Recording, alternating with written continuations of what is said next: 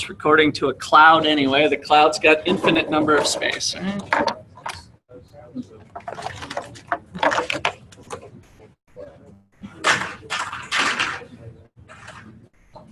Okay, so let's see. We left off with a table of numbers. I think we were studying beer. So you guys can tell all your parents that you're studying beer in econ class. So we had the price at 12, 10, 8, 6, down to 4, I think, basically.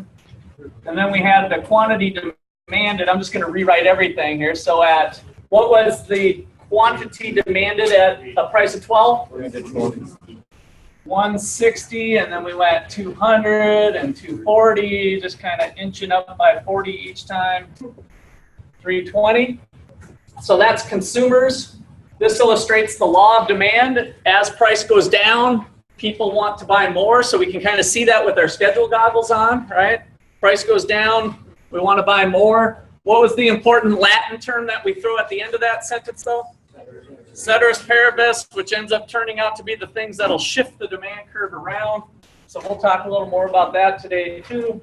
And then the quantity supplied. The law of supply says as the market price goes up, as something is going up in price, then producers are willing and able to supply more or less.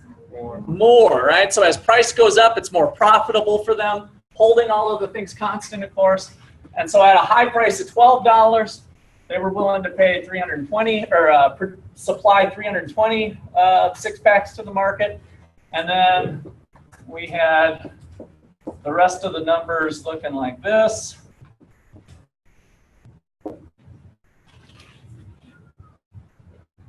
And so with our schedule goggles on, we can start to see that equilibrium where everybody's kind of happy here at a price of 8. At a price of 8, the amount that people want to buy is just equal to the amount that's on the shelves. So we say that it's an equilibrium.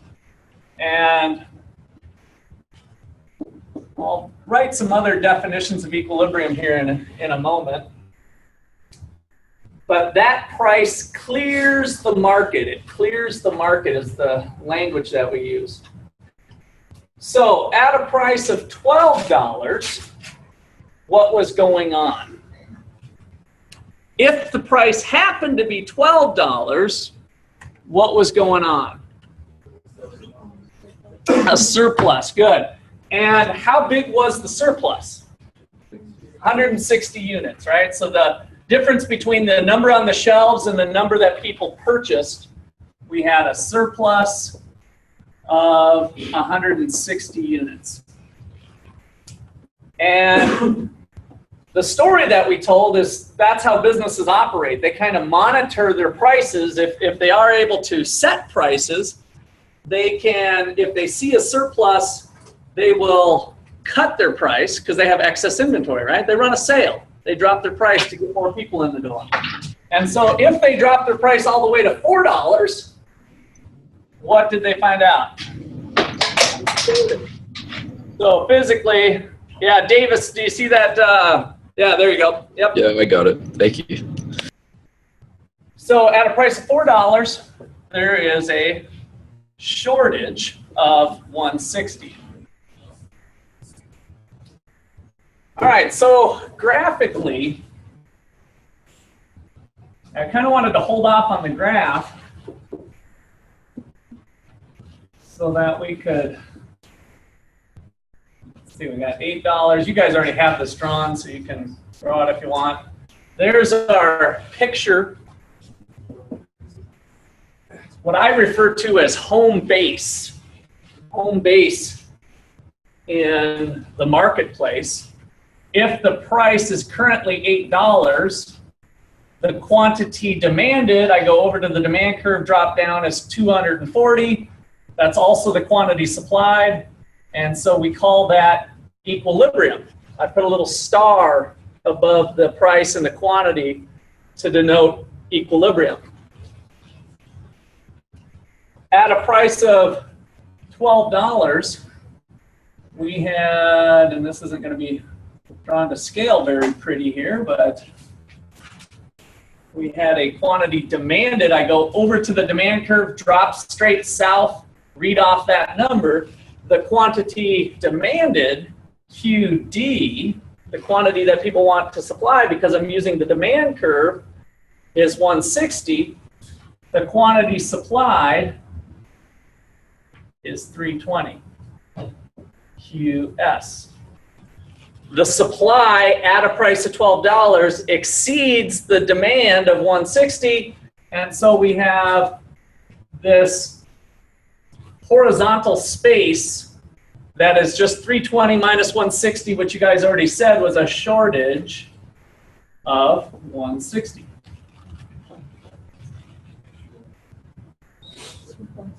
Oh, sorry, that was a surplus of 160.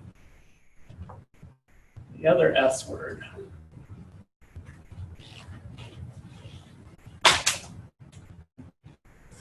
Maybe I'll add some color then.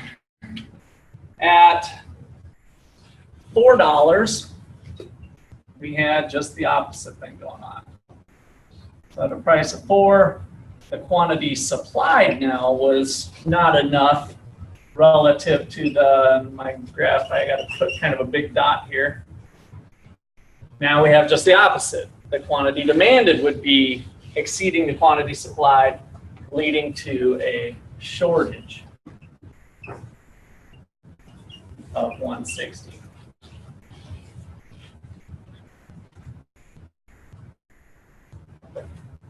Okay, any questions on the mechanics of that?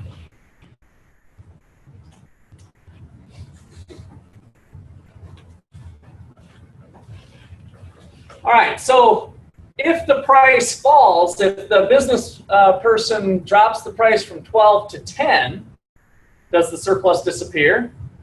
No, but it shrinks to what?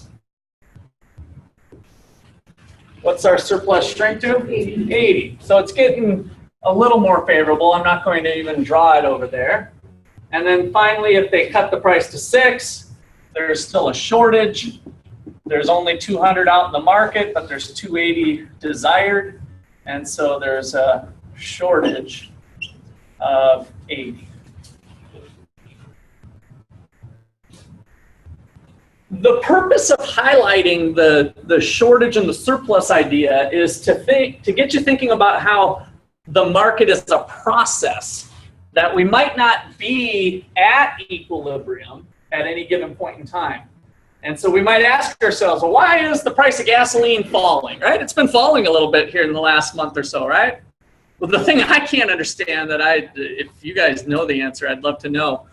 I put premium gas in my car, and I've noticed that the price of the regular gas was going down, but the gas stations were keeping the markup on premium. It was the biggest difference I've seen that I can remember. It was $1 difference. We got down to $2.29 for the regular 87 octane. The 91 was selling for $3.29, and I'm like, wow. It normally is about 20 to 40 cents at most of a spread between the 87 octane and the 91. And it does depend on what gas station you go to. So God bless them. I'm hoping that it was just little profit maximizers inside the gas station that are like, oh, yeah, well, who's buying this 91 octane stuff? It's people with nice cars that can afford higher prices. They don't even look at the price, so I'm just going to keep it where it is. They'll probably still buy the same amount of gas, and I won't have to worry about it.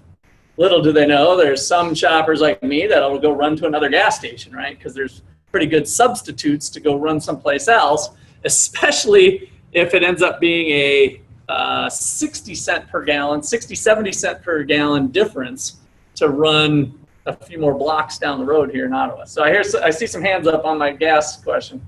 Is it better for a business or a company to have a surplus of an item or to have a slight shortage of an item? Okay, so in general, neither. So they'd like to have the right amount. So the most profitable thing to do is to have about the right amount for the given day.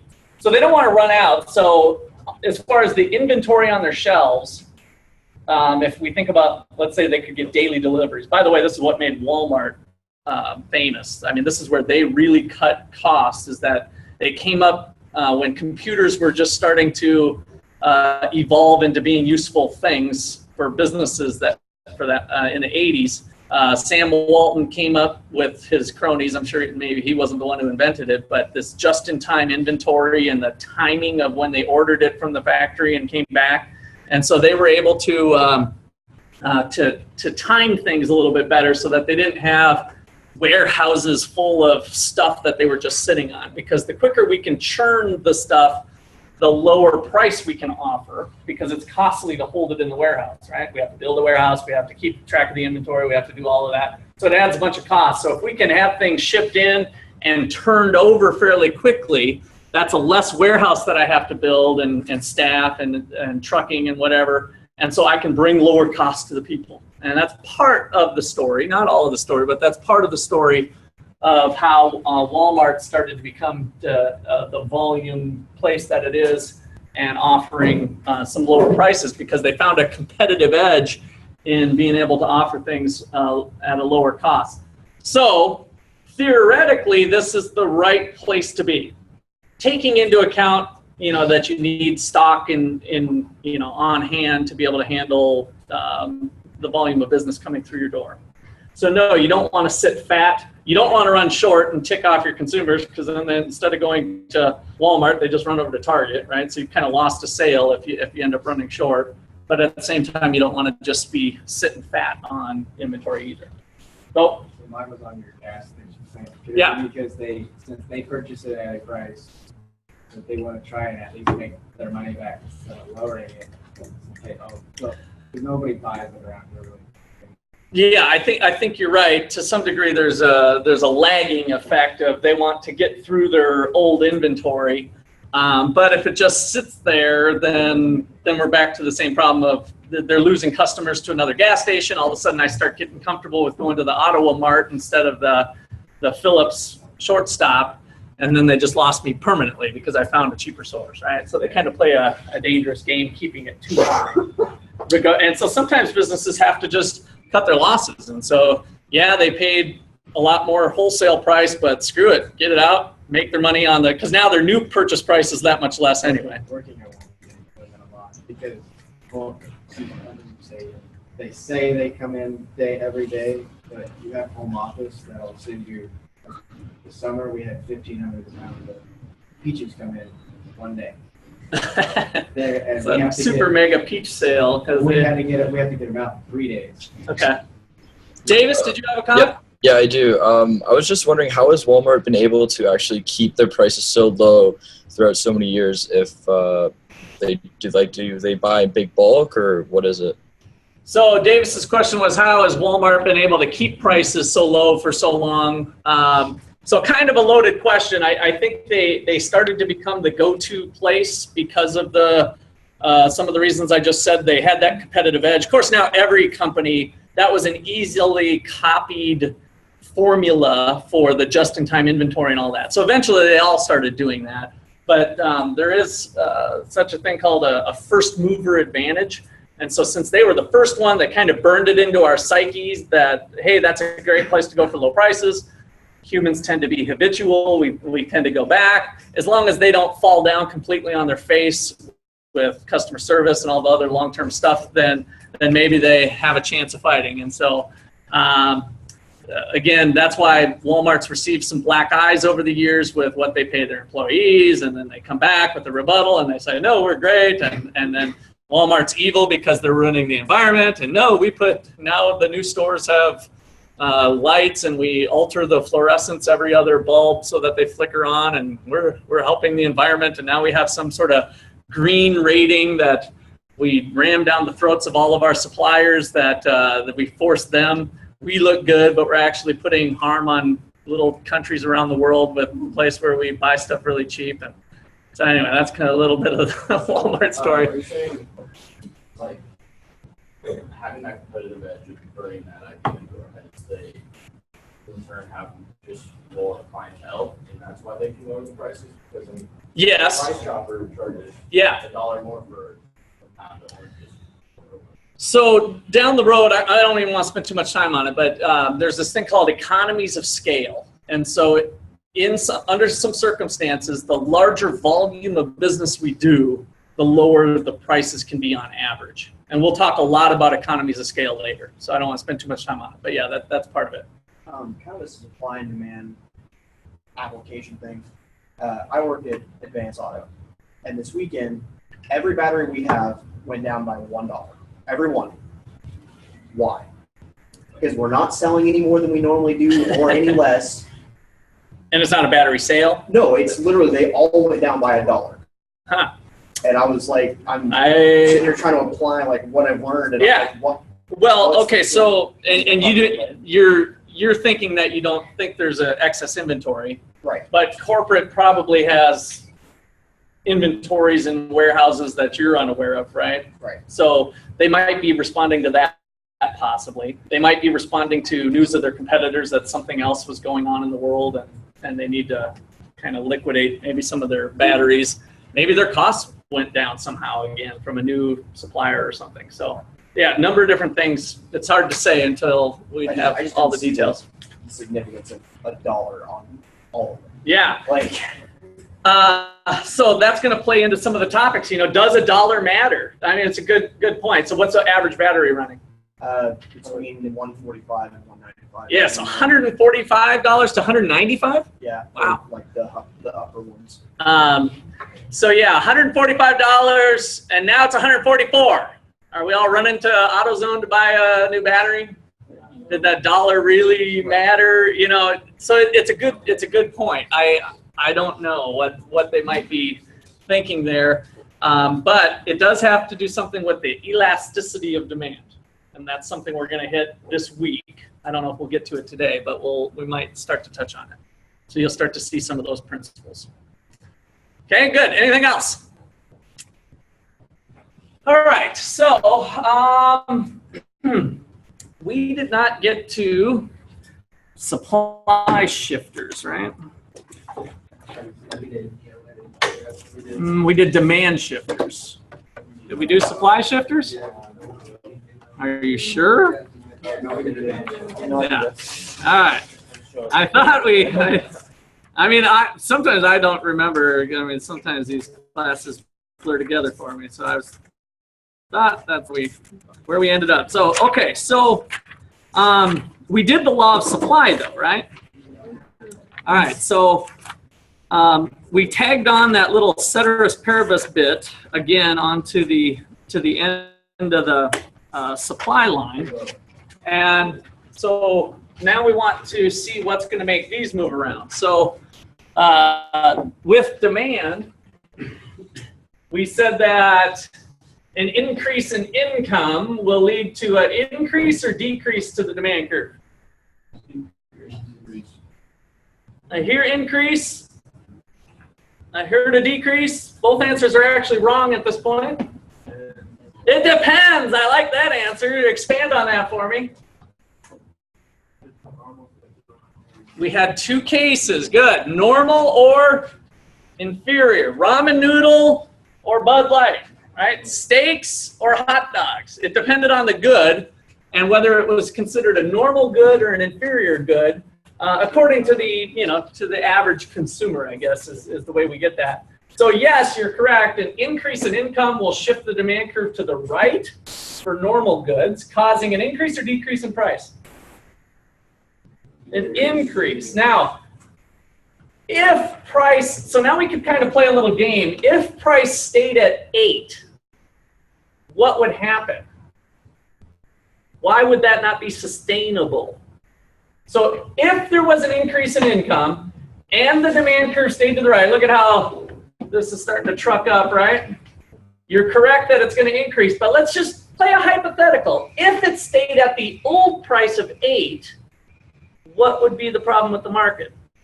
There'd be a shortage, right? Notice at 8, the quantity supplied is the old supply curve is here, the quantity demanded is here, and now we're back to the shortage situation. In the face of a shortage, prices are going to tend to be pushed up, not only by producers, but also by consumers. If we're a business facing a shortage, we open up the doors, boom, our shelves are empty in a few hours. Light bulb goes off, hey, maybe I can charge a higher price. So we got price going up that way. But I also told you that on the consumer side, the consumers might like to see a higher price too, because when you go to the store, like the root beer story I told you last Friday, when you go to the store and it's not there, you're kind of mad, right? And so low prices help the few people, the 160 people at $4, there was 160 people who purchased it, and yeah, they're happy. They're like, yeah, this is great. But then there was 160 people that said, this sucks. You can't ever find this good. It's never around. They never have it. It's always gone. I'm always late. And all of a sudden you're a disgruntled, discouraged consumer. And so if you're aggressive, you might even tell the storekeeper, hey, save one for me. I'll give you an extra buck, right? Or whatever. So consumers would tend to have pressure to see prices rise as well. So anyway, the shortage and the surplus situation aren't really sustainable in the marketplace. And so we tend to see prices start to converge to where the equilibrium is. For some goods, it might be a slow process. If we look at houses, for instance. So if there's a change in demand, how quickly does the market respond with housing prices? Well, it might be pretty slow. If we're talking about pork belly futures on the Chicago Board of Trade, there's an increase in demand, boom, 3 minutes later, price has gone up, right? Very responsive market. So prices in some markets are very freely flowing. In order to have a free-flowing market, we need lots of exchanges being done, thousands of buyers, thousands of sellers. You can imagine in that type of environment, then prices are going to adjust pretty quickly to the market circumstances. Yeah? Can it depend on the size of the purchase? Like, a house is a well over $100,000 purchase compared to your stuff that can change on a day-to-day. Yeah, with the example of a house, it's kind of large even for the supplier, the home builder, versus the homeowner too. So on both cases, they're large, yeah. And we'll also tackle the elasticity question with the size of the purchase relative to your income. Okay, so supply. We've got the law of supply. As the price goes up, I'll do the shorthand notation. I wrote it out for you last time, didn't I? Let's see, I'm going to shift you guys down here. By the way, you guys, since I have the big screen, I lost the login. So feel free to unmute yourself if you have a question, or if you need me to move the screen or something, feel free to do that. All right, law of supply.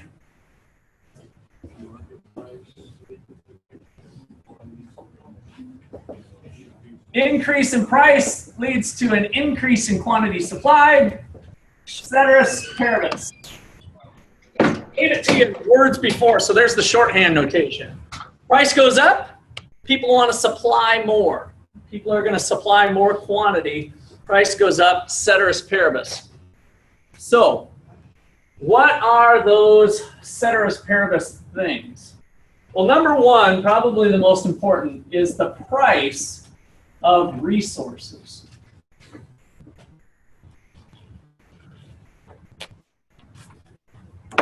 The price of resources. And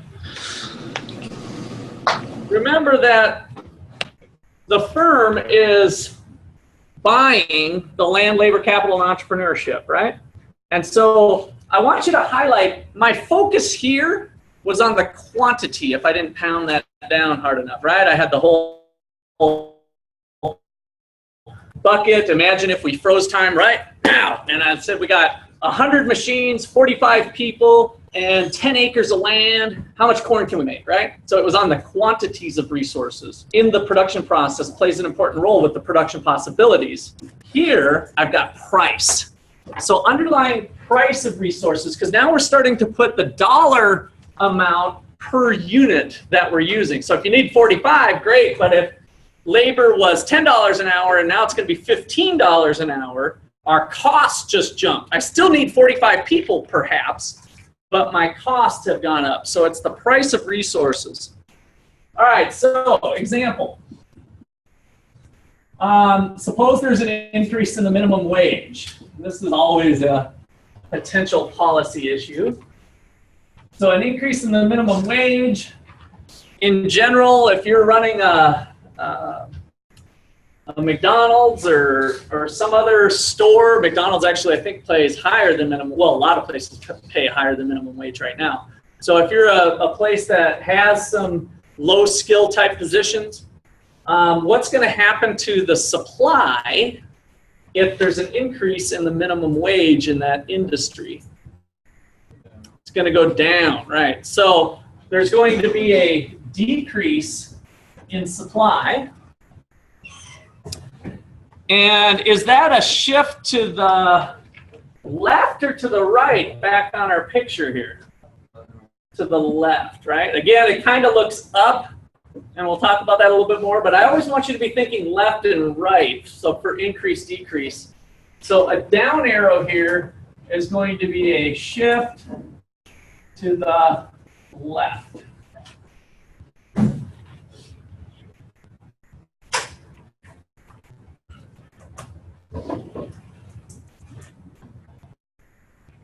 So, question, yeah. If it just shifts left, wouldn't the prices just be unchanged? Okay, good question. So let's look at this here. So assuming we're at our starting place is currently the market is in equilibrium, right? And if there's a shift to the left, what's going to happen to price? Price is going to go up eventually. Now we could tell the story, suppose prices were currently still at 8 for some reason. What's going on in the market? A shortage, right? So at a price of 8, the new quantity supplied is less than the quantity demanded. And so there'd be a shortage causing prices to go up. How far? Until there's no shortage or surplus, which is at this new equilibrium price. Okay. And then what happened to the equilibrium quantity as long as we're on it? It went down, right? So the equilibrium quantity, we're going to come to a new point here and here. All right, so minimum wage is kind of an interesting one. You know, there's been talk about minimum wage going up to 15 bucks an hour, even in Kansas City.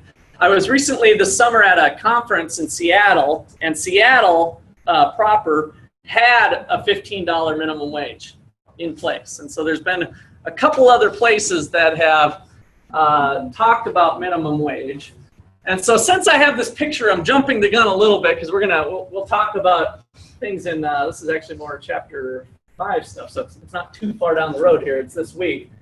But if there's a minimum wage that's higher than the current market wage, in fact, the numbers that I have here are amazingly pretty good. What's the current minimum wage? $7.25, right? And so how many of you work for minimum wage? Which job? How about out in Ottawa in the restaurants or anything outside of the university?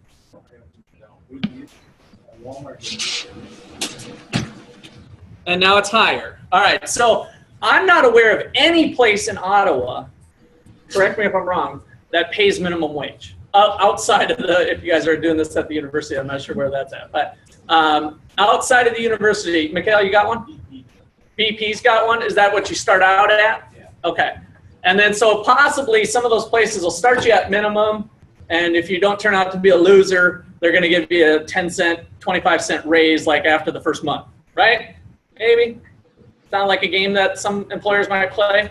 Okay. And it doesn't matter if there's a few, but most of them are at a wage that's higher. Let's just pretend that the equilibrium wage, let me do this in green, that this is the quantity of labor in Ottawa, and this is the wage. That currently, if you want to get a low, no-skill person, and you're a Sonic, you have to pay $8 to lure them away from McDonald's or any other employer, right? So the market is operating currently at $8. Let's just pretend. That's about the market pay for a low, no skill position. If legislation comes through and says the new minimum wage is $12 an hour, what happens in our market? It crashes. That's people get employed, which is this movement here, right? From 240 to 160. So there's less people working. What else is going on? Wouldn't all like goods increase in price if there's a increase in minimum wage, like commodities in general? The short answer is no, and let me come back to you in a little bit after I get through with this on the effect on prices. So less people working, but what else? There's a surplus, meaning how many? Do more people want to work at $12? Yes, right? The quantity supplied of labor, people who want to work, all of a sudden went up. Like, I'll go work for $12 an hour. Of course, they put job applications all over town, and do they find a job? No, because they are now unemployed or not hired. That's right. So we've increased the unemployment rate. We were doing just fine at $8 free market because the minimum wage was below where the market already was anyway. See what I mean? So the fact that there was a minimum wage law didn't really matter because it was below the $8 rate that was clearing the market. But as soon as we jumped it up to 12, then we made it do something. And the something that it did was a surplus of labor, which in the labor market we call unemployment. So we created some unemployed people. Would that mess up, like you were saying before, incentives or go work somewhere else? Yeah. Do places still do that, trying to get people? Well, it messes up a couple things long term. So let me come back now to, is it Blake? Yes, sir. So what Blake was saying here is, if we pass minimum wage law, aren't they just going to raise the price of a cheeseburger? And the answer is, yeah, they might, but they're also going to start to look for a fryer that raises itself automatically when the fries are done, and then we're going to get rid of that job, right? So all of a sudden we start to, the higher the minimum wage is, the more incentive each individual employer has to find a machine to replace the labor. And now, you guys are too young to know this, at least most of you, I think, eyeballing this, but man, back in the day, and I'm only 44, so 20 plus years ago, when you went to McDonald's, there was lots of people around serving you like you were a king. Like, oh, can I get you anything else? Oh, let me clear that plate for you. I mean, it was like you were getting served at a real restaurant. Now, what do we have to do? We have to clear, I have to go ask for a rag at the counter to wipe down my table because there's nobody out there doing that type of work, right? And so things start to change when we don't have the free market in place. And so if the minimum wage is lower and we can hire a 15-year-old kid to go out and get his first job and pay him $5 an hour, and his alternative, his opportunity cost is sitting on the couch playing Xbox, I think the world would be a better place if we let the 15-year-old who wants to work, by the way, he's not being forced to do it, wants to go out and work for $5 an hour, go out and make $5 an hour. It's awesome. And then we get to go to McDonald's and it's like going to a real restaurant. I mean, we get lots of service. I mean, you go to a car wash and people are drying your car, and because the business can afford to do more things for you to kind of value add by adding in people to the process if the cost is lower. Is that a job, $5 an hour, that we want a young 20-something to be supporting their new family on? Of course not. It's not meant to be that. But I think there's a lot of value to society of having a 15-year-old with that job, learning a work ethic, you know, getting some of those benefits that we get when we have a job and have some income. So, did I see a hand back there? I got a question. Oh, you got one too. Limbo, hold on a second. Yep. You good? Davis, go ahead. So if that legislation passes and minimum wage gets raised to $15 an hour, how can employers still be able to serve food without raising the prices to a ridiculous amount and just basically losing business? They can't. I mean, that'll be the pinch. You'll see a lot of those businesses operate by the skin of their teeth anyway. And so that would cause some of them to close. So we'd have some businesses closing down, which gives the consumers less options, which means they'll have to go, if they want their fast food, they'll have to go to the business that stayed open that raised their cheeseburger price by, 50 cents or something. See what I mean? So that's kind of the process that we'll spend time on in this chapter and really the rest of the course in micro class, talking about these dynamics that are kind of interesting to explore. These are the unintended consequences by good intentions. Doesn't minimum wage raising it to $15 have good intentions? No. No? I think it's got good intentions. It's just the economics of it suck.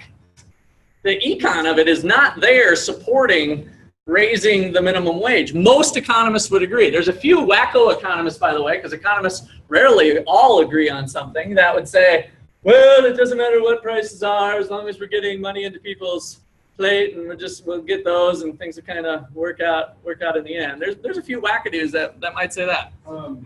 Let me see. Hand? Yeah. Yeah. If the minimum wage was raised to 12, wouldn't you see the companies that held on to their employees more? Wouldn't you see the prices in their goods go up more so than the companies that were maybe lay off half the labor force that they had? Well, I'm not sure I totally understand your question, but the companies who were already paying good, so to speak, at $10 an hour, they're having less of a blow when the minimum wage comes through, right? Because they're only having to raise $2 an hour compared to the 10. So there's a little bit less of an impact there. I'm not sure if that's exactly what you're asking, but I'm trying to think of how to reword it. okay. But won't companies always intentionally do something to offset the cost? Like in the case of Walmart right now, this past summer they rose the minimum amount they pay to their employees. Now there's been a couple of articles going on that Walmart's cutting their employees' hours, so their employees end up making the exact same amount they were making. Right. So the paycheck's the same. Right, but because they're working less hours. Yeah.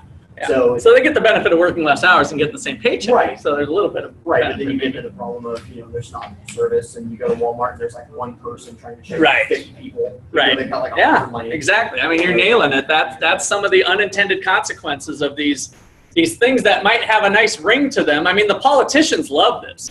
Let's make a living wage for everybody. Everybody should earn $15 an hour. Well, that's great, but where's the money coming from? Right? What's the impact of that? So you got to think through the economics of this, and sometimes there's secondary and later effects that kick in long-term and short-term from various policies. So, and I kind of jumped the gun. Minimum wage is kind of a fun topic. We're only on number 1 here. I was even hesitant whether to bring that up. So let's just put some of that discussion on hold for now, because we're going to come back to that later as well, as fun as it is. So the price of resources, so bear in mind this could be the price of computers. If you're a computer business, the price of anything going up leads to a shift to the left of supply. Number 2.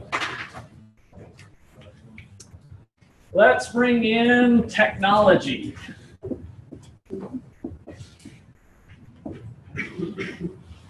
An increase in technology leads to I see some double arrows going up. Increase, right? So again, an increase in technology is just one of those resources really on making things smarter or able to do more with less. And so that will lead to an increase in supply, a shift to the right. When we did the production possibilities frontier, the increase in technology shifted the production possibilities frontier outward, allowing more of all goods to be produced, perhaps. Now we've got price in here. So what is the impact of technology in regard to price, market price of the final product, holding all the things constant? If there's an increase in technology, what happens to price? Yeah. It goes down, right? So an increase in technology causes prices to fall, which is good for the consumers. And also the quantity effect, does that move in the right direction? What happens to equilibrium quantity? It goes up, right? So we move from this point to this point. So quantity is going to go up from this quantity to this quantity now. So we're getting that, we're seeing lower prices and more people being able to use it from some sort of technological advance. So that's pretty cool. All right, so technology. Number of suppliers is number 3. Number of suppliers. An increase in the number leads to, now the thing that's a little hard here is we're divorcing ourselves a little bit from a particular company, and maybe we're looking at the quantity of pizza. Pizza in Ottawa. So our market is the Ottawa market for pizza, which includes all pizza places. If there's an increase in the number of suppliers, what happens to the market price of pizza? It goes down, right? There's more people competing. All of a sudden, 2 more pizza places open up. I guess we got Papa John's coming in, so we already have 1 entrant now into the market for pizza. An increase in the supply of pizza, that means there's, for every pie that's ordered, unless the population increased, gotta get double clubs working here. So unless, as Papa John's comes in, the population of Ottawa increased. But we're not allowing that because of what Latin word term? Ceteris paribus. We're not telling that story. It might be true, and we can tell it if we want to, but if the question don't ask it, you don't tell it, right? Just kind of break down everything. So if there's an increase in the number of suppliers, ceteris paribus, there's going to be downward pressure on price and an increase in quantity. All right? So increase in supply, a shift to the right. All right, let's do expectations next. Expectations.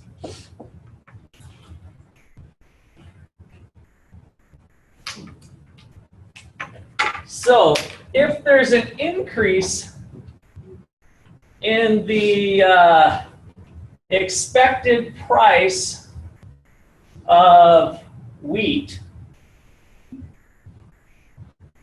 so the future, remember when we did expectations with demand, so the expected future price of wheat is going to be higher. What happens with the supply of wheat today? It's going to go up or down? Down? Up, down? Would it stay the same? Stay the same? How about if we talked about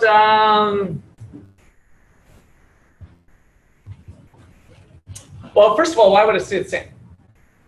Let me play on that one, because if we are saying the current price, this is wheat now.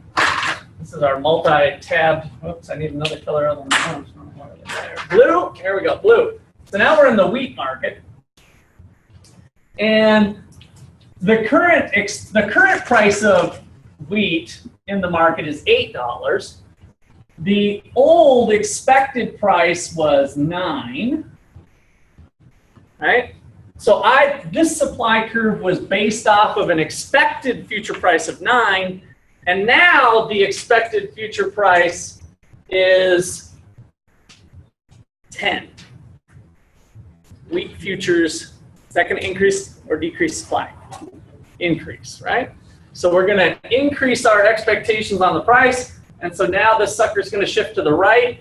Now that my expected price for next year is 10, it's going to cause a fall in prices today, perhaps, right? So that is our wheat. So an increase in the expected price of wheat, if you're able to harvest some wheat and inventory it, and I'm not much of a wheat farmer. If we have any wheat farmers in the room, please don't open your mouth so that we, no. Yeah, I'd love to hear what happens in the real wheat market, but current prices would start to fall. If wheat can be inventoried, you just wait till next year, or it gives you incentive to wait for next year, right? If prices are higher tomorrow and you can inventory it, then instead of selling it on today's Chicago Board of Trade at 8, I'm going to sell it tomorrow. By those people getting out of today's market, it's dropping the price today, right? All right, so one more left. And by the way, that applies to all kinds of expectations. This is just an example of expectations. And lastly, we've got the price of related outputs. The price of related outputs.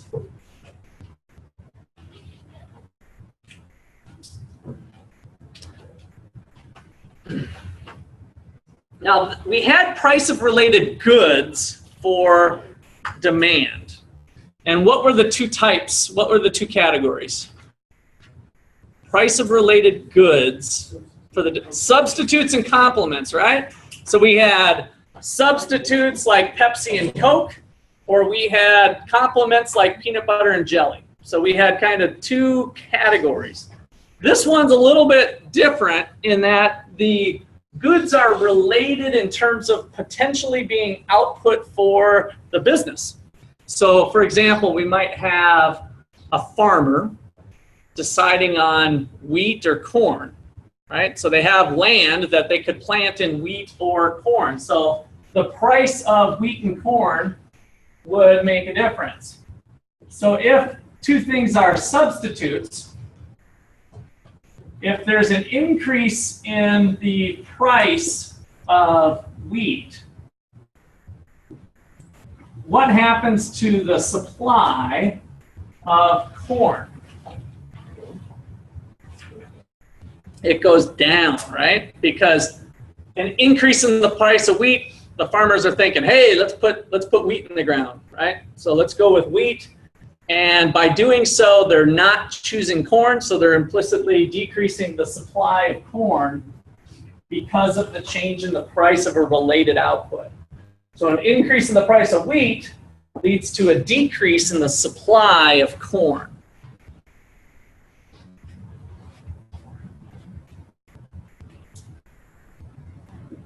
An example of complements would be an increase in the price of honey. We got any bee farmers? That's been kind of a new fad a little bit. Do we got any people that mom and dad keep bees, or grandpa and grandma or anything?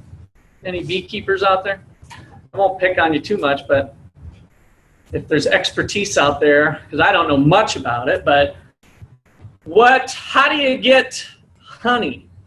You guys know some of the basics from maybe biology class or other just growing up. You harvest it, they got the honeycomb thing. So what else comes with it if you get the honey out? What are you left with?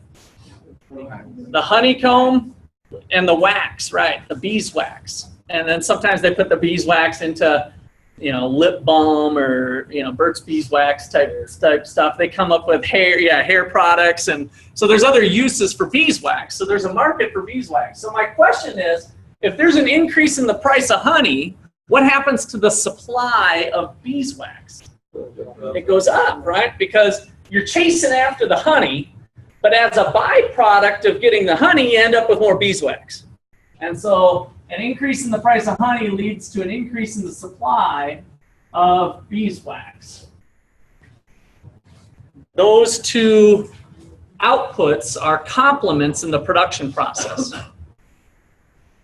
Some other examples would be like gasoline is crude oil. So as you go through to the refinery process, you end up with some byproducts if gasoline prices are changing. Yeah? People demanding more money, but then you have a surplus. So what do you think? Is that a bad thing?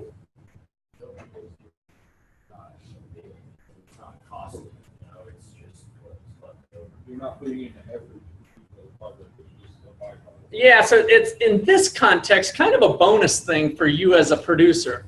From society standpoint, is it a bad thing if we take one step back from the individual profit maximizing business? You know, is it a bad thing for, I guess we could talk about consumers in general. Do they get hurt by an increase in the supply of beeswax? No, because what happens to the price of beeswax in response to it goes down. So if this was the beeswax curve here, we'd be falling. So that's good. So so those changes are not really impacting too many people. Although I can think of a business that could get hurt. By the way, when there's price changes, there's almost always somebody getting hurt and somebody getting helped. That's what makes economics kind of interesting, is that a lot of times there's somebody out there that might be getting hurt. Who might be getting hurt from this phenomenon going on here? Farmers? In what respect? They have to produce more? No, they don't mind that because they're getting the money for it. So that they don't mind too much. Yeah. Competition. Waxing. Okay, good. So expand on that a little bit more. I think you're touching right on what I was thinking. If the supply of beeswax goes up and you're making hair products, so let's say another hair product company isn't right where they're at, so they're having to compensate for the price of the beeswax hair product. Okay, good. So yeah, they are not using the beeswax, right? Yeah, no. Yeah, that's right. They're good. That's worth an extra credit point. That was I wasn't sure if anybody was going to get that. What's your name? Dustin. Dustin what? Asbury. Good. So yeah, if the companies who don't use beeswax in their hair products now are at a little bit of a disadvantage because of the beeswax thing. If beeswax makes up a large part of their business, all of a sudden those products are cheaper and they start losing business, right? So somebody could potentially see some harm to their particular business. In general, by the way, what we'll start to learn, especially as we get into chapter 5, is this whole notion of winners and losers. Because I just mentioned a loser to the marketplace, but what did I try to hammer down, like even with Tom and Jen? Free markets, awesome. Everybody wins. Yeah, 2 winners. But now here I lied to you, right? Because here's an example of there being a loser.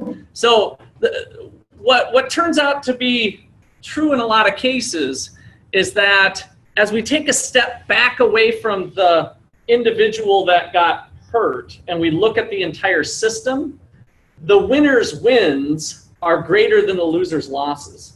So there's more people winning overall than there are people losing. But that is what creates some of the interesting tensions in the market, because if those losers are powerful enough, you know, if they can call up Hillary Clinton, right? Secretary of State, she's involved with some global stuff, and she says, hey, look, these beeswax people are killing us, man. We are losing. You know, I donated that $1 million last week, and by the way, I've got 5 million more coming. What can you do to help me? Right? That's not market, by the way, that's political, right? That's the political marketplace, which we will talk about and how that can be harmful. So whenever we got the losers out there, if their voice is big enough or if they're tied in too tightly to government, then they might be able to get some protection.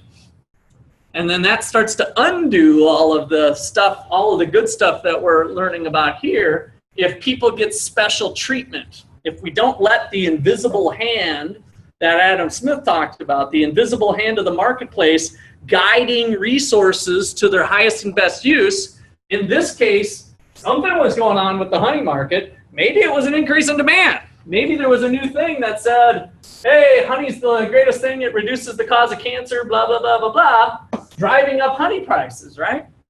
And so that trickled down into these other markets and caused some change. But anytime there's change, there may start to be some winners and losers.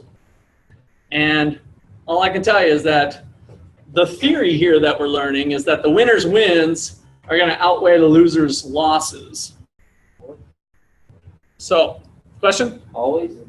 Always, with the big exception of how do we value the loser's losses and the winner's wins, which basically throws that statement almost out the door. Once we start to get into subjectiveness, which is true, that values are subjective, then all of a sudden like, well, I was hurt more than you, even though it cost me $100 and you made $200. That $100 was more valuable to me than that $200 to your rich butt, right? So how do we actually value the dollar amounts is debatable. What's that? So like Donald Sterling losing his team for gaining $1 billion. Yeah, something like that. That's right. Yeah, if he's already got a few billion in the bank, then what's a couple more billion? You know, you get into those sorts of interesting discussions. So, but what economics really does is it gives you the foundation to have a meaningful discussion about those amounts. Without it, you're kind of just left drifting, like, oh yeah, I'm hurt, you're helped. Who should win, who should lose? This is going to give you a lot better framework to work with. Okay. So there's our supply shifters. I recommend that you memorize the demand shifters and the supply shifters. I know it looks like a long list, but it's going to pay off some dividends down the road, not only for this module, but for future sections as well when we get into chapters 10, 11, 12, 13, 15, even into the resource market. So memorizing the shifters, which I didn't really label this very good. The law of supply was the first thing I gave you, but this thing is supply shifters. All right, we're going to go over some examples here. This is still a little foggy, so let me get the board here racing. Hopefully my battery's going to last. That's the other thing I wasn't sure about. Oh yeah, I think we'll make it. All right.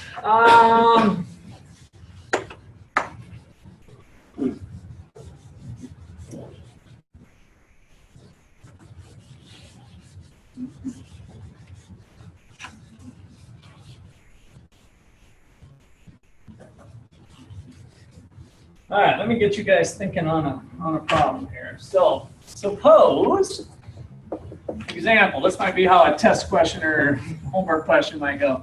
Suppose there is an early frost in Florida.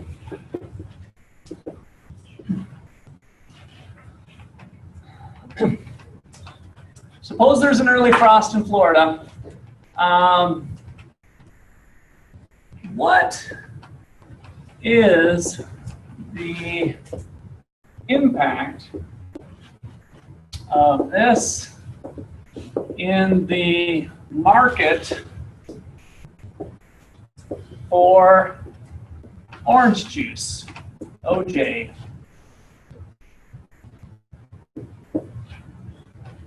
So show the impact on equilibrium price and equilibrium quantity. So you guys go ahead and start working your papers. I'll walk around if you got some questions, but that's all you get. I'll walk around and see how it's shaking out for you.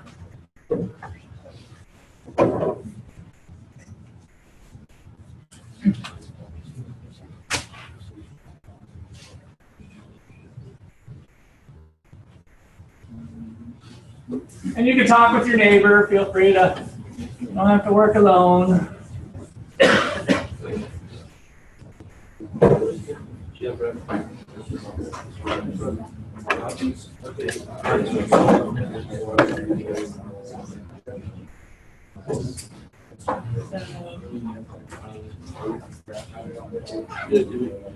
better get that bug out.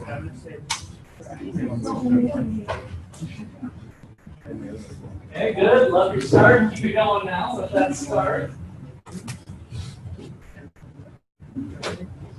Nudge. Just find it out. You should write out the problem first. I would write out the whole problem.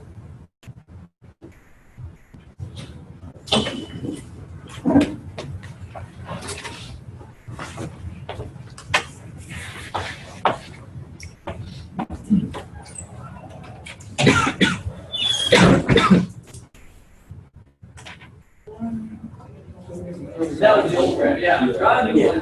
Don't use the paper. Don't be all thinking that paper is a scarce resource, you guys. That's the worst mistake I see college students make. They're afraid to use paper. Draw those graphs big. The benefits outweigh the costs of killing trees. Trust me. The prices will be like huge. Are they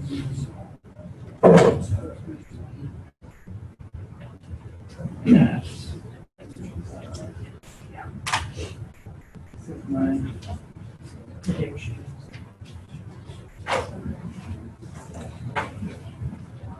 Tyler, you got your paper? Why don't you hold it up for me? Let's see, a little higher. There you go. Oh, all right. You got. So I want to see some labels on that. So make sure you label your curves and label the market. Looks like you got a good start to some. Davis disappeared.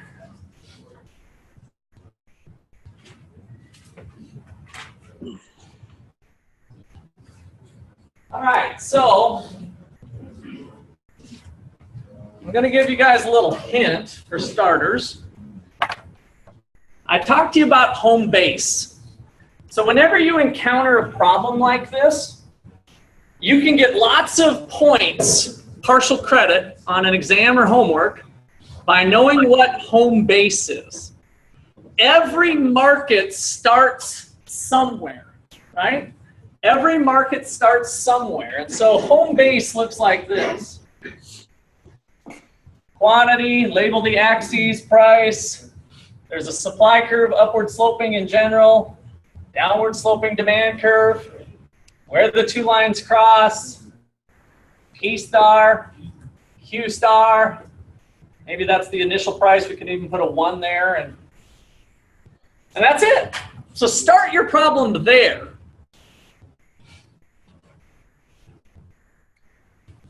Notice in this general form, haven't done anything to it. I need a little more detail, but this is the start to every problem. So you can just blindly memorize this, and you'll get some partial credit on some tests and homework or whatever. Okay, now to put a little more meat on the bones, what market is this? Orange juice market, right? Not oranges, but orange juice. So this is the quantity of OJ. So I want you to make sure there's a couple different ways you can do this. You could put OJ there by the quantity somehow. You could say this is the OJ market. You know, something that identifies that this supply curve, this demand curve is the orange juice market.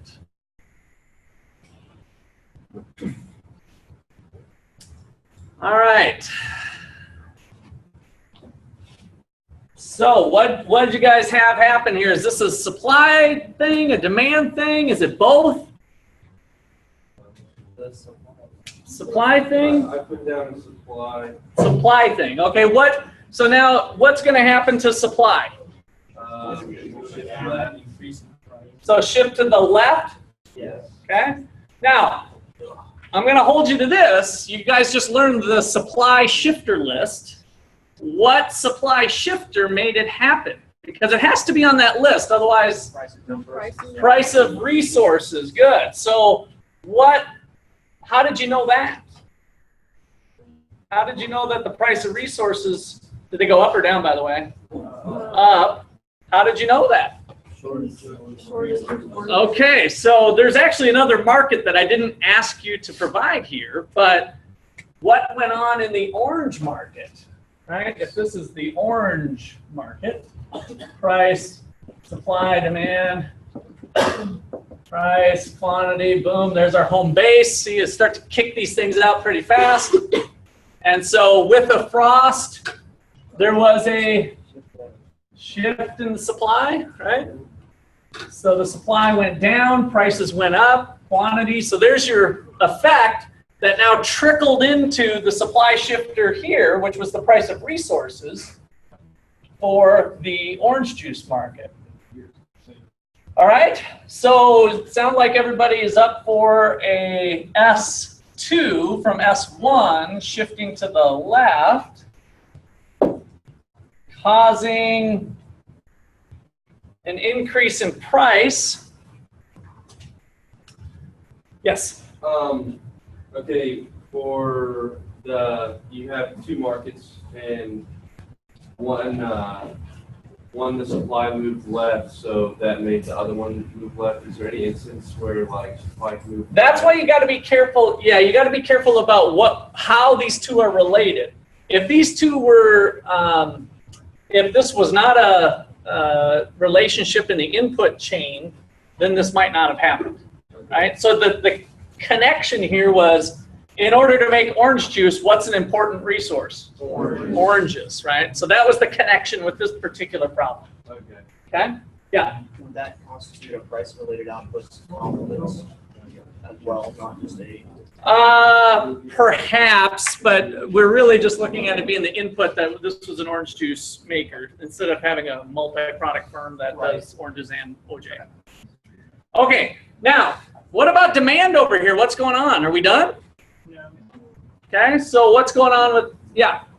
So if there's an early frost, so when you want to buy all the oranges before they go out, so when demand increase, Okay, so we got to vote for an increase in demand.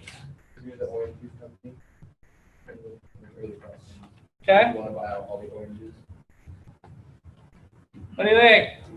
Now, would that pertain to this market or not? If you're saying if you want to go out and buy all the oranges, it would actually happen in this market, right? Yeah. If anything, there would be maybe some upward pressure there. But how about in the demand for orange juice? Is there any, do people, is there, there's a higher price, right? So let's just, the equilibrium price raises to P2. Yeah. Is this the company's point of view or like the consumer's? This is the market. So it involves multiple companies and multiple consumers. All consumer, whatever. Thousands of consumers and lots of companies. Yeah. Would the demand curve shift to the right because of the expectations thing? Okay, demand curve shifting to the right due to expectations. No. Rise in the expected price of OJ. Is this for orange juice? I'm sorry, Davis. Are you talking about orange juice? We're on orange juice, yes. Chisholm, you were talking about orange juice, right? Okay. I think it would go more left wing just because of the fact that the prices were raised. Okay, so prices raised. So higher prices today. We'd have kind of two competing things. That would be a little bit weird with jumping out to buy them and then going here. All right, so I wanted to kind of get you guys thinking about other things that might happen, because what I've learned over the years is students tend to get shift happy. You tend to say, oh, higher prices mean people want less. How many of you were thinking that the demand should go down? No? There's a few of you. I know you're not all raising your hand, right? Higher prices mean I want less. I'm not going to buy orange juice. I'm going to buy cranberry juice. I'm going to buy milk. I might just drink a glass of water. Higher prices means a shift to the left of the demand curve. Doesn't the demand go down? What's happened? It's already gone down. It's already gone down. That's where we've got here with the price. In other words, that part of the equation's already been handled because of the price. Are people indeed buying less orange juice when the price goes up? Yes, it happens through the movement along the demand curve. We started at, I guess let's call it 0.8 here, at price 1 and quantity 2. The increase in supply causes price to go up. Consumers do buy less at this price, they buy less. Both the quantity demanded and the quantity supplied is less. So I've got a couple notes to put on here. Let me ask any questions so far. This is A to B. So, yeah. Like because of ceteris paribus, Yeah. wouldn't it be impossible to really tell the demand because it's all dependent on the time? And it, like, say if you know there's going to be a shortage coming up, so you buy more before the shortage occurs. Well, this demand curve is all happening in that market time and place. And so when the supply goes down or it shifts to the left, prices go up and consumers end up buying less. So they do care about price. It just doesn't cause a shift. Because if you look at your shifter list, is the price of that good on the shifter list? Look at that shifter list. What is it again? Income, we talked about earlier. I know that was number one. Income, because it could be normal or inferior goods. It could be hot dogs or steaks. Income. Price of related goods. Population. Taste and preferences. And expectations. Is the price of the good anywhere on that list? No, because it's the most important one. That's why we have it listed right here. The rest of those are embodied in the demand curve. In other words, the income is $40,000. The price of milk is $3 a gallon, price of related goods, right? Possibly a substitute for orange juice or cranberry juice, and I mean, we could go on a long list there. So those are good. My taster preferences are the same, right? My expectations are the same. None of those shifter things have changed. That's how we were able to draw this in the first place. As we said, at high prices, holding these things constant, how much do you want to buy? I don't know, I'll buy this much. At this price, how much do you want to buy? Holding these things constant, I'll buy this much. Okay, we'll map it out. At this price, how much do you want to buy? This much, right? So this whole demand curve is based on a schedule of prices. And now, because of the shift in supply, it's just a higher price. And so they've reacted and they've reduced their consumption. What if it's a necessity? How does that affect this whole equation? So the necessity part, let me table that for a second when we get to elasticities, which is maybe not today, but Wednesday for sure. So we'll talk about if things are a necessity, how that changes the platform here, but I don't want to jump the gun too fast. So many fun topics to get to. All right. So let me add on something here. Actually, let me do the note here. Note. Don't get shift happy. Don't get shift happy.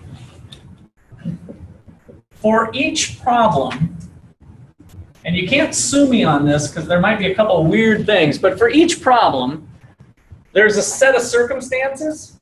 And usually if there's kind of one thing, i.e. the early frost, that'll lead to one shift, and then you're done. That's usually how these problems work. So for each problem, one event, like the early frost, will lead to only one shift of one curve.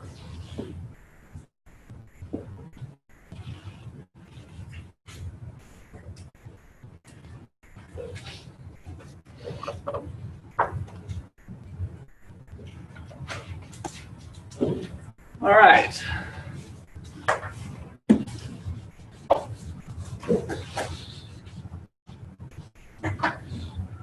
So let's do both.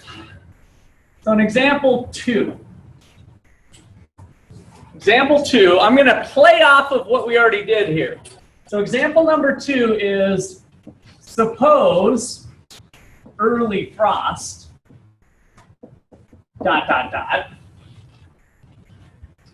and the FDA announces that vitamin C reduces the risk of lung cancer. Okay? I can have fun with these examples too. So, okay, so we have the early frost, and the FDA reduces vitamin C, announces that vitamin C reduces the risk of lung cancer. Treat this as a totally separate problem from what we did here. By the way, make sure that you've done your P's and Q's here the way I've got them. If you didn't, if you kind of glossed over that, that's important. And go ahead, start talking with each other and work out this problem now.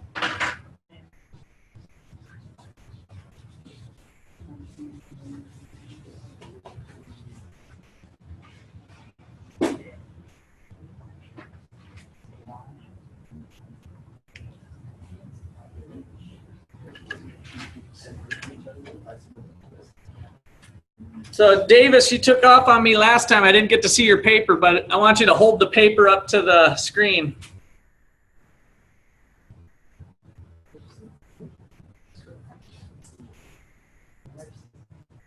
Get your pen and paper out.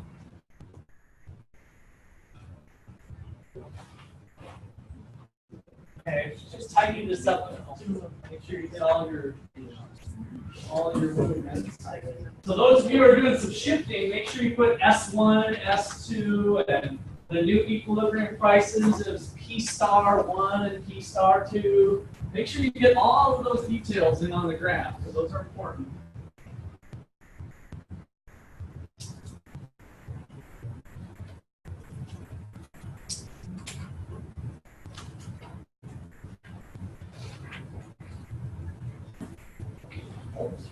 The first part, make sure you go to home base right away, right? So nothing's changed there. Always the first go-to thing is to hit home base.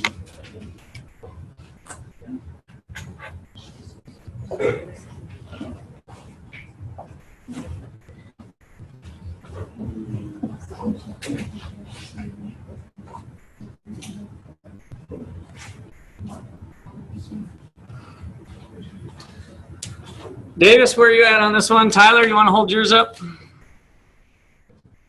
Okay. Make sure you get your labels on both curves, Davis. I'm having a hard time figuring out, like, just Tyler, your same thing too. But two of your supply and demand curve isn't labeled. okay. So the new ones, you labeled the old one, but not the new one.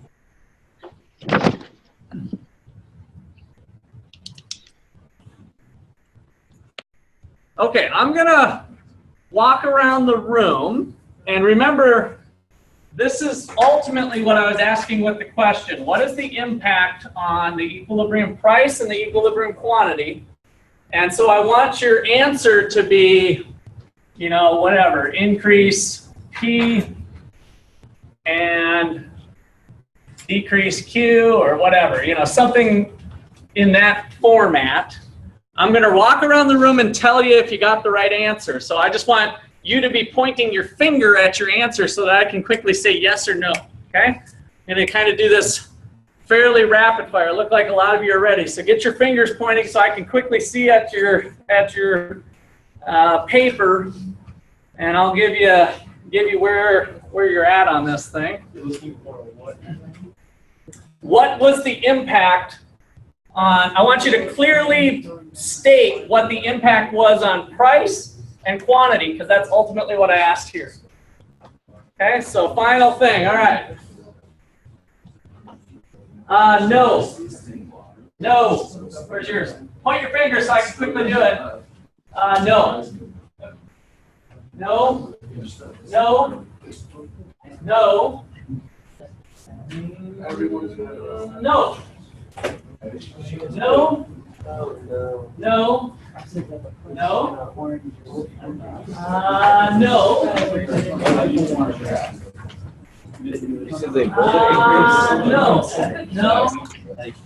I'm waiting for some yes. No. No. No. No. No. I got my guns a-blazing here. Who's ready? Where's the If box? Vitamins is gonna No. kick in, I'm No. going to buy like 5 bottles. No. No. No. Gosh, is it going to be unanimous here? No. If you put down. Close, but not quite enough. No. Not one person? Jeez, I thought this lecture was going better than this. All right. I bet it is. So, what I saw, okay, that's a no, Davis and Tyler. That's a big fat boom. No. What? All right, You did? so, it is what's going on here. So, I saw a lot of your papers. You reflected what you drew correctly, okay? But that wasn't good enough. That wasn't good enough. Now, I liked your prices. Price is going to go what? Most of your papers were right, I think, if not all of them. Price is going to go up. That's right. So, a lot of you had this. I saw a lot of this. So, there's the supply curve, S2. And you correctly drew the demand curve. And I saw you kind of draw a picture like this, D2, D1. And so you said, price goes up and quantity's the same. Quantity's equal, quantity's the same, something like that.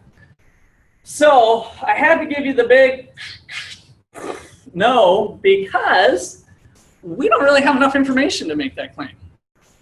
Watch through the magic of high-tech demand and supply here. The demand curve, did we know how much it shifted by? It could have been there, there, there, there, there, there, there, there. Or we could have had a supply curve that was here, here, here, here, here, here, here, right? And so there's just a small sliver, like an infinitesimal sliver, by the way, of the possible equilibrium points that could have occurred due to these changes. Now, what do you notice about all the intersections of the new points relative to price? They're all above it. So you guys are absolutely gold star. All of the possible intersections are all at a higher price. But it could have easily have been here, or here, or here, or here, or here. And the correct answer is we don't know what's going to happen to quantity. Given the information that we had, we know that price is going to go up, but we're uncertain about the impact on quantity for that reason. We don't know the magnitudes of the curves, of the shifts that are going on with the curves. So let's just put answer here. We know that there will be an increase in price, but are unsure or uncertain, however you want to look at it, about Q star. And that answer of quantity depends on the magnitude of the shifts. Depends on the size, if you will, the size of the shifts. The size of the shifts in demand and supply.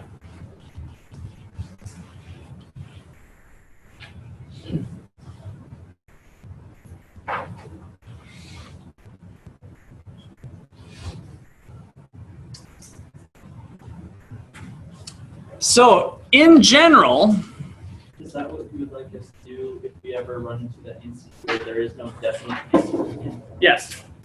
Yep. Because that's the correct answer. You can't say with certainty something that you don't know. Now, on some of the homeworks, they might say demand shifts by this amount and supply shifts by this amount, and then you'll be able to say it was an increase or decrease. So if there's enough detail in it, then you might be able to state something. So in general,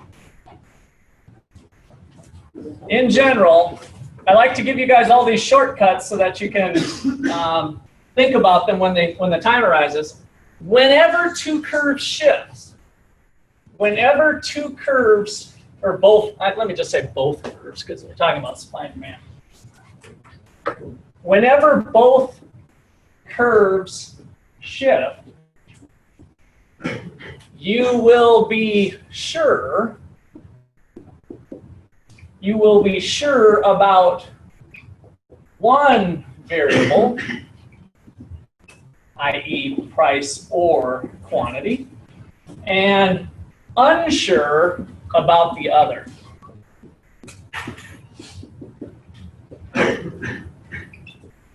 Whenever both curves shift, you will be sure about one variable, price or quantity, and unsure about the other. So let's see if we're all on the same track now that you guys got this diagram going. Suppose there's an increase in demand and an increase in supply. What will be the effect on price and quantity? Now draw your home base. Always the first part to every problem. So an increase in supply and an increase in demand. What is the price and quantity effect?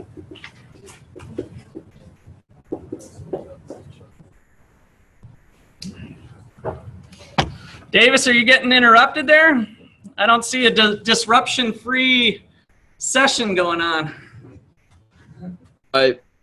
My roommate just got back. He was away with his family. Okay. So now you can tell him to bug off? Or? Yeah. All right, cool. I'm glad you got your thumbs up out of the way.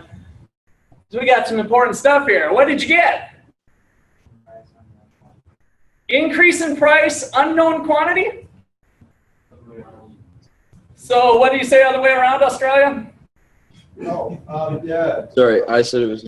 Increasing quantity and you don't know about price. And you don't know about price. Okay, so Australia, give me your first name again. Sorry. Sam! Gosh darn it, it's going to come to me eventually.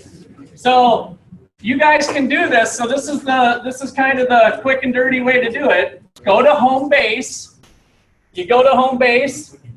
Increase supply means shift to the right. Do a whole bunch of them. Increase in demand means a shift to the right. And it basically starts to reveal itself to you, right? So we know that quantity, all the potential equilibrium points lie to the right, but we're unsure about price. So with price, we're unsure, and there'll be an increase in quantity. All right, we'll close it out there for today. See you on Wednesday. Say, I should put a little bit, you'll see some signs up around campus. There'll be an extra credit opportunity for you guys to watch the Lego movie on Thursday night at 8 o'clock. Assuming the new building gets put in, I'm going to put on a special event called the Economics of the Lego Movie.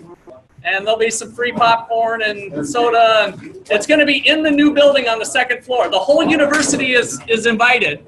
So you can bring a friend or whatever. This Thursday, 8 o'clock. Yep. Sticks are a little out of date. Yeah, I know. That's because they came from a garage sale. That's when the driver used to be a big. Quick question though. That math test. Thank you very much, Mr. McCullough. Unique question. Night, Yeah. on the website, you had said that all Yeah. your stuff was due Sunday nights, and I got it done on time. But I was just wondering if that was like So, kind of a blip for the next week, like- no, the math quiz I put earlier, in fact, it was due, I thought, Friday, wasn't it? Saturday. Oh, I meant to say Friday, but it did say Saturday? Oh, Well, maybe I did change it to Saturday. I just wanted it not everything piling up on Sunday, basically. So, but But you got it done? Yeah. Okay. But from then on out, from now on, Yeah. it'll be on Sundays. Pretty much, yeah. I mean, we'll announce something in class, but yeah, that I just wanted to get, and I announced it in class a couple times, but yeah, I wanted to get people going. Gotcha. Also with that one, if you missed, but you said you did take it, right? Yeah. Okay, because I do let people take that more if they didn't get their 70%. So Can we take that again, even if we do get above 100%, like Wednesday? yeah, I'll open it back up to everybody. So yeah, grade-wise, that one's not weighted as much as the other tests, so I wouldn't freak out about it if you missed a few points. Will all that be open by tonight? For the math or the homework is, yeah, for the test, Yes, it's open right now. Okay, Yep. all right, thank you. I opened it before class. I had a question. I guess Davis was on first here. Yeah. What's your question, Davis? Oh no, I just said thank you for the lesson. Oh, you bet. Okay. Take care. Yeah.